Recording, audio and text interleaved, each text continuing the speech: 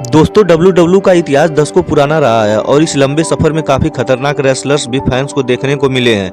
Andre the giant हो, Hulk Hogan, केन या फिर अंडरटेकर, इन सभी का एक दौर रहा जब इनके प्रतिद्वंदी रिंग में इनसे फाइट करने से पहले 10 बार सोचते थे। पुराने दौर को याद करना हमेशा एक सुखद एहसास होता है, लेकिन मौजूदा WWE रोस्टर में भी ऐसे ही कुछ खतरनाक रेसलर्स मौजूद हैं जो अपने विपक्षी को इधर से उधर पटकने में ही समझदारी दिखाते हैं।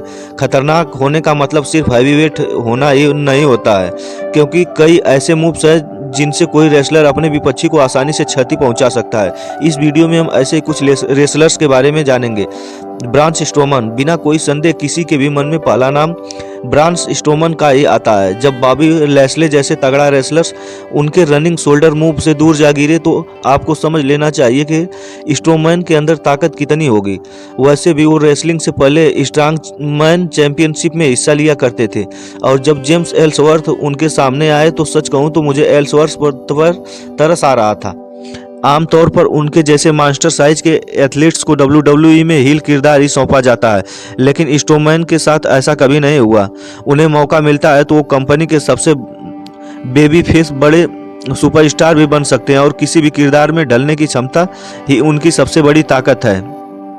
साथ ही साथ उनके साथ सबसे बड़ी समस्या यह है कि अभी तक वो अपने कैरियर में बड़े टाइटल मैचों में हार का सामना कर चुके हैं।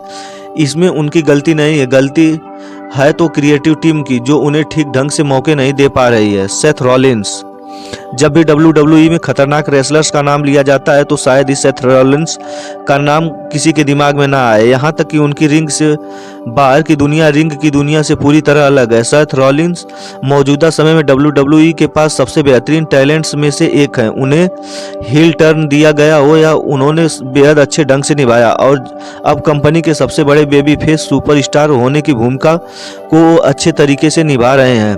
मगर वो कहते हैं ना, हर कोई परफेक्ट नहीं होता है। रॉलिन्स में भी कई कमियां हैं, खास तौर से वो एक बेबी फेस के रूप में प्रोमो दे रहे होते हैं तो शायद ही मौजूदा रोस्टर में उनसे ज़्यादा खतरनाक कोई होता है।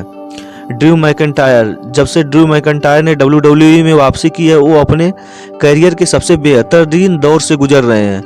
वह अलग बात है कि उन्हें अभी तक चैंपियन बनने का मौका नहीं मिला है। 2014 में वो जब WWE से बाहर गए उसके बाद से उन्होंने अपनी फिजिक में गजब का सुधार लाया और वो फिलहाल कंपनी के सबसे बड़े हील सुपरस्टार्स में से एक की भूमिका निभा रहे हैं।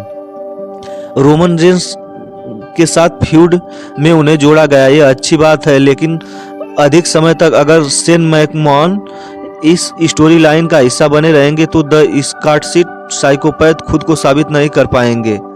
ऐसा कहना भी गलत नहीं है कि क्लेमोर किक के रूप में उन्हें एक ऐसा फिनिशिंग मूव मिला है जो उनके हिल किरदार को और भी बेहतर बना रहा है। ब्रान स्ट्रोमन को भी की तरह उन्हें बड़े पुश्ते मिले, लेकिन उन्हें वर्ल्ड टाइटल में अपने हाथ में लेने का अभी तक कोई मौका नहीं मिल पाया है।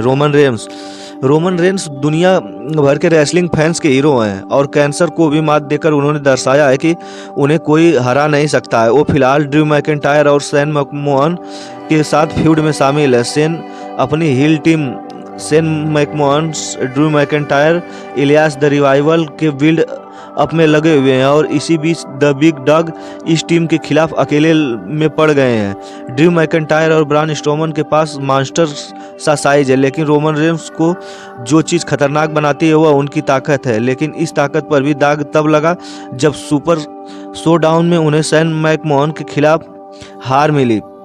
इसलिए अब स्टम्पिंग ग्राउंड्स में बेहतर यह होगा कि रोमन को एक बेहतरीन जीत मिले जिससे ना उनके किरदार और ना ही उनकी ताकत पर कोई और दाग लगे। सिजेरो, एक ऐसा रेसलर जो सिंगल्स पुश का हकदार था, उसे WWE ने टैग टीम डिवीजन के दलदल में फंसाकर छोड़ दिया, मगर ऐसा प्रतीत हो रहा है कि जैसे आखिरकार दबार अंतिम दौर में प्रवेश कर चुकी है। इस बात को नकारा नहीं जा सकता कि मौजूदा रोस्टर में यह स्विस स्टार्स सबसे फिट एथलीट में से एक है। अब कहीं जाकर उन्हें केवल सिंगल्स पुश मिला है और अच्छी बात यह है कि वो प्रोमो भी दे रहे हैं। दुरुस्त है कि कहावत सिजेरो पर बेहद अच्छे तरीके से लागू हो रही है।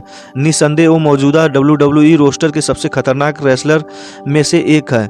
जल्द ही वह फैंस को देखने को भी मिलने वाला है। अभी तक उनका खतरनाक रोल इसलिए नहीं देखा गया क्योंकि WWE ने उन्हें किन्हीं बड़े सुपरस्टार्स के साथ लड़ने का मौका ही नहीं दिया। तो दोस्तों, आप इनमें से किस रेसलर्स के फैन हैं, कमेंट में ज़रूर बताएं और ऐसी जानकारी के लिए वीडियो को लाइक तथा चैनल को सब्सक्राइब कीजिए। धन्यवाद दोस्तों।